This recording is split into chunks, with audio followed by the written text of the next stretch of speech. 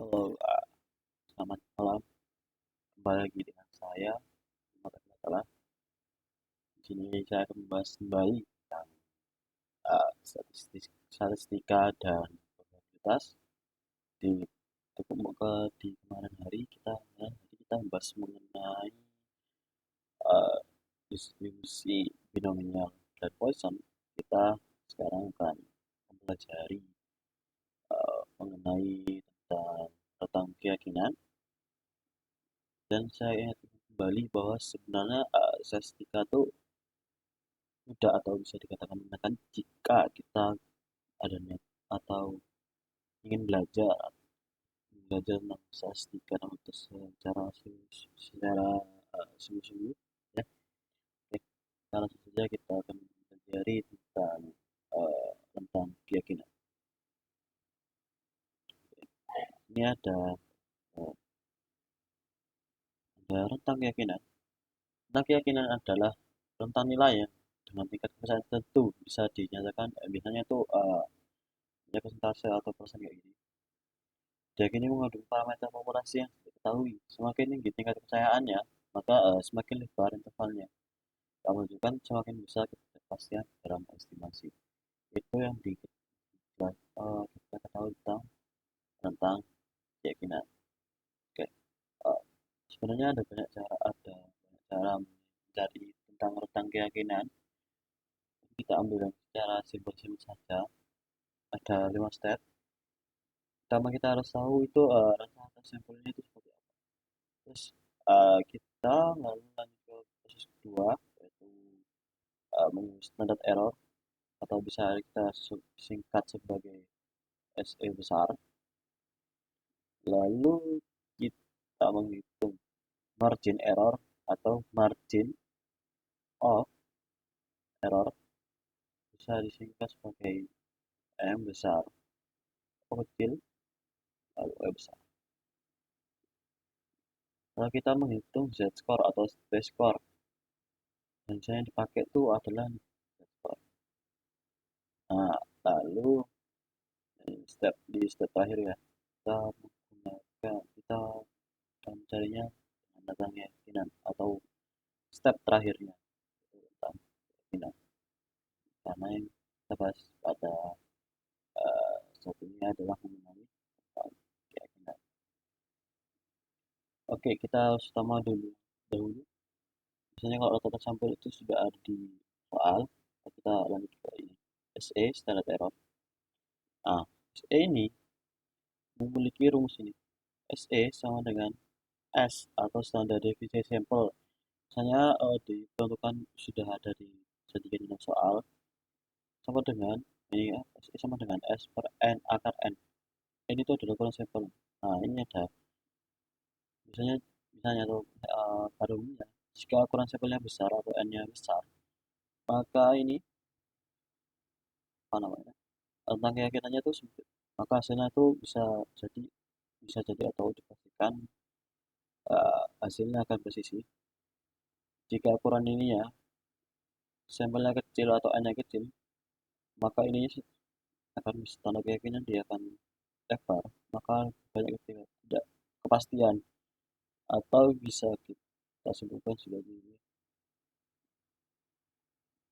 kalau ukuran sampelnya besar maka ini hasilnya apakah presisi, ukuran sampelnya besar ya maka hasilnya akan presisi.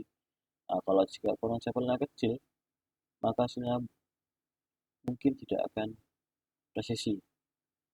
Nah, oke, kita lanjut. Nanti di step 2 atau 3, kita harus nyari margin of error atau MOE. Di mana rumusnya adalah ini, MOE sama dengan Z kali SE. Z itu maksudnya Z score yang ada di tabel distribusi normal. Nanti akan dibahas di bagian sekalian. Dan SE itu adalah standar error atau yang tadi ini. Ya, standar error. Nah, kita Z-score atau T-score. Yang ada tuh yang sering pakai adalah Z-score. Z-score adalah X minus mu bagi ini, sigma. Nah, di mana Z-score itu menunjukkan seberapa jauh nilai X dari rata-rata mu atau mu dan satuan standar deviasi. Sedangkan X itu data nilai dari amati. Nah, nilai data populasi dan sigma ini adalah standar deviasi populasi atau ya populasi. Nah, ini ada note. Jika tidak diketahui standar deviasi atau datanya sedikit, bisa menggunakan tabel distribusi normal z-score atau t-score ya. Ini ada contohnya. Ini cara biasanya misalnya kalau z-score-nya ada misalnya 0,21, mungkin dia tuh baca yang ini dulu, 0,2 terus 1. Maka z-score-nya ini ada berapa ini? 1 berarti 0,5832. Ini cara bacanya. Kalau ada tabel kayak gini ya, cara bacanya seperti ini. Lihat dulu yang ini, bagian ini dulu, start di bagian sini, ininya, baru kita kalau nyari ini ya, just kok di sini. Nah, kalau misalnya ini dalam Z-score itu ada yang namanya yang umum atau node-nya itu 90 confidence itu, atau misalnya disebut tentang keyakinannya misalnya 90%, maka Z-score-nya itu ini 1,85, dan di bawah juga jika 1,5% kualitasnya, maka Z-score-nya adalah 1,96. Nah, jika kalau 99% confidence itu Z-score-nya maka 4,7. Nah, ini adalah final step-nya atau rentang keyakinan atau confidence interval. Nah, kita bisa sebut dengan CI. Di mana CI itu adalah confidence interval atau rentang keyakinan dengan X bar itu ini adalah rata-rata sampel, dan MO itu adalah margin of error. Bagaimana kalau margin of error itu adalah rumusnya ini, lalu X barnya adalah rata-rata sampel. Nah, ini jika tidak diketahui standar deviasinya, bisa pakai t-score ya. Tuh, t-score itu ini adalah t-score pada tabel distribusi normal, sama kayak yang kurang lebih sama. Rumusnya juga beda ya sama yang ini. Ini X bar tambah plus minus t-score kali S per akar N, itu ada rumus tadi dari apa? Dari SE, standar errornya ya. Ayo di sini ada contoh soal. Sebuah perusahaan energi menguji efisiensi panel surya baru selama 40 hari. Hasilnya, rata-rata daya listrik yang dihasilkan per panel, jadi soal ini adalah 40 hari. Jadi kalau setiap panelnya itu menghasilkan daya listrik sebesar 280 watt dengan standar deviasinya itu 15 watt. Di sini yang ditanyakan, tentukan rentang keyakinannya sebanyak 95%. Untuk rata-rata daya listrik sebenarnya yang dihasilkan dalam panel surya. Jadi yang dicari itu standar deviasi sebanyak 95% untuk rata-rata daya listrik. Sebenarnya yang dihasilkan setiap panel atau per panelnya itu berapa? Nah, ya sekitar kita tahu dulu. N-nya itu atau jumlah harinya 40 hari atau ini 40 hari, panel 40 hari. Rata-ratanya setiap panel itu adalah 280 watt. Dan standar deviasinya itu atau S-nya adalah 5%, dan confidence levelnya atau di rentang keyakinannya sebanyak 10%. Nah, kita harus mengetahui dulu kalau Z-score-nya ini apa ada standar deviasinya atau rentang keyakinan 95% itu, maka Z-score-nya itu sekitar 1,9. Lalu kita masukkan, kita nyari MO-nya dulu kan, untuk rumusnya Z-score dikali standar error. Nah, dari rumus adalah ini standar error. Kita masukkan 1,96 dikali 15 per akar 40, maka ditemukan bahwa sama dengan 1,96 kali 2,37, dan hasilnya adalah kurang lebih sama dengan 4,64 watt.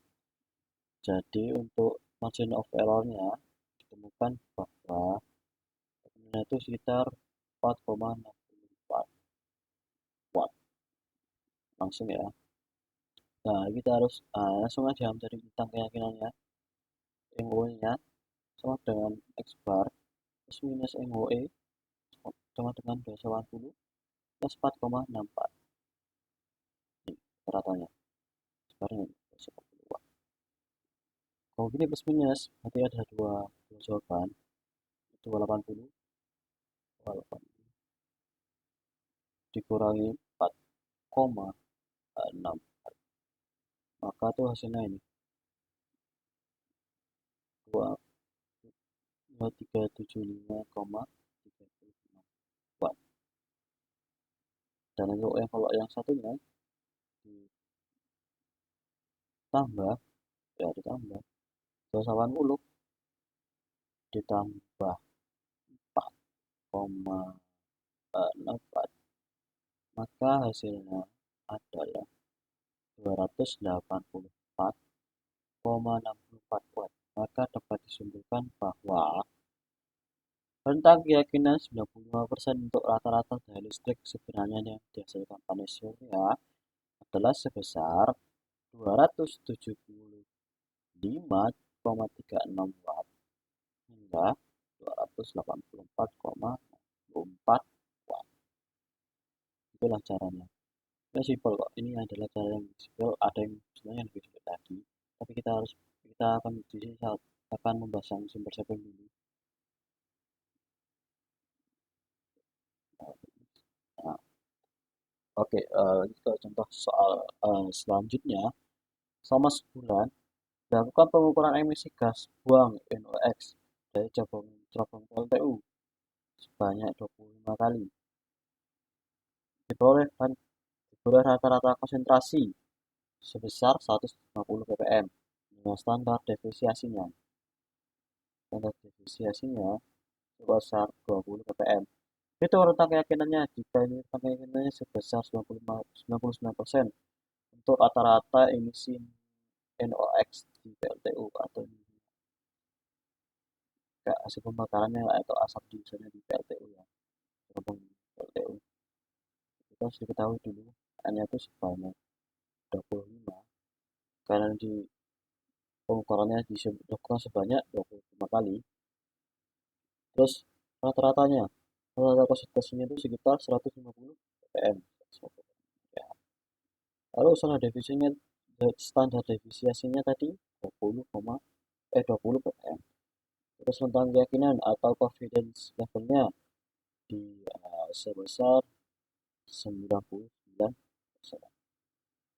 Ya, persennya. Nah, kita harus nyari dulu Z skornya untuk confidence confidence levelnya 99 itu ditemukan bahwasannya adalah 2,57. Tadi ada di set. Kita harus nyari, pertama-tama kita harus nyari SN-nya dulu kok. Kalau mau lebih cepat bisa langsung MOO-nya. MOE sama dengan Z score. Z dikali S per akar N. Dimana Z skornya kan tadi 2,576 dikali 20. 20 tadi itu standar deviasinya 20 ppm per akar N. N itu tadi pengukurannya itu dilakukan sebanyak 25 kali. 5 kali. Ini hasilnya adalah ini kan sama dengan 20 akar 25 kan 5. 20 bagi 5 hasilnya adalah 4. Maka ini hasilnya maka sama dengan 2,576 kali 4 akan ditemukan hasilnya bahwa 10,304. Jadi margin of error-nya adalah sekitar atau sama dengan 10,304 ppm. Nah, lanjut kita harus atau cara CI-nya atau final step-nya, rumusnya sama di slide sebelumnya, sama dengan X bar tambah margin of error-nya, ini sama dengan atau plus minus, nah ini hasilnya sama dengan 150 atau X barnya dari ini, rata-ratanya 150 ppm plus minus 10,34 itu adalah dari M. Jadi ada dua jawaban ya. Pertama 150 dikurangi 10,304. Atasnya di sekitar 139,30. Yang kedua, kita jumlah 150 ditambah 10,304, maka akan ditemukan hasilnya adalah ini. Jadi dapat kita simpulkan bahwa tentang keyakinan 99% untuk rata-rata emisi NOx PLTU, yaitu orasnya ada di sekitar 139,70 ppm sampai atau hingga 160,30 ppm. Nah, gimana tadi ya kita belajarnya mengenai tentang keyakinan. Semoga ini adalah bermanfaat bagi kalian. Kita akan sedikit ya dari bisa gimana cara-caranya gimana. Kalau menjadi tentang keyakinan itu ada 5 step atau bisa di sini bisa tidak masuk jika diketahui soal juga tidak diketahui kita masukkan. Yang pertama tuh kita hitung dulu rata-rata sampelnya itu berapa. Step kedua itu menghitung standar errornya atau SE-nya. Lalu yang ketiga kita hitung margin of error-nya atau MOE-nya. Yang keempat menghitung z-score atau t-score-nya. Lalu yang terakhir itu tentang keyakinannya atau final step-nya. Gimana kok standar? Error itu rumusnya ada ini, S per akar N, dimana S itu standar basis simpelnya, dan N itu adalah ukuran sampelnya. Kalau misalnya nyari margin of error, itu sama dengan z-score kali SE. Tadi kan di soal kan langsung bisa MOE kan, sudah cari MOE kan. Kita ini kalau kita pecah ini di sini, maka tadi z-score ini kali S per akar N. Ini gini gak apa langsung ini sini juga masalah. Kita nyari z-score-nya rumusnya ada ini. Dengan z itu data z-score menunjukkan seberapa jauh nilai x-nya dari rata-rata nilainya dan rata deviasi. Data x-nya ini katanya dilengkapi U-nya adalah setelah populasi, U-nya adalah sampai deviasi populasi.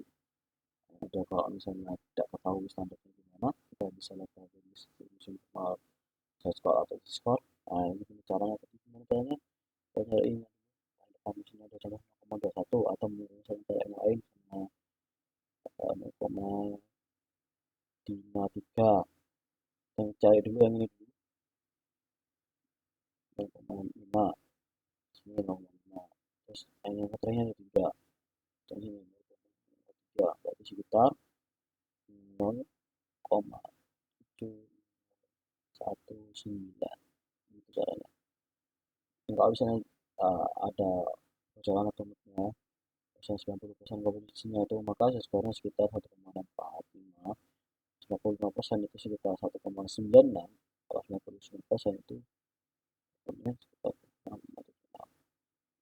Nah kalau MO-nya nih, dengan tadi CI kan sama dengan X bar plus MOE kan, kan kita bisa pecah lagi tadi. MOE tadi itu berapa? Z ya, artinya Z square kali SE. SE, yang mana SE-nya tadi itu adalah S per akar N. Itu acaranya. Jadi berdasarkan interval X bar sampel standarisasinya dari mesin ini. Terus ini digunakan jika ini mungkin itu yang bisa saya sampaikan hari ini, semoga bermanfaat juga dan hari ini paham atau paham mengenai skala probabilitas. Mungkin itu saat itu yang bisa saya sampaikan. Terima kasih atas perhatian kalian semua. Selamat menyaksikan. Jika mungkin ada pertanyaan bisa cek di kolom komentar ya. Sekian. Selamat malam. Assalamualaikum warahmatullahi wabarakatuh.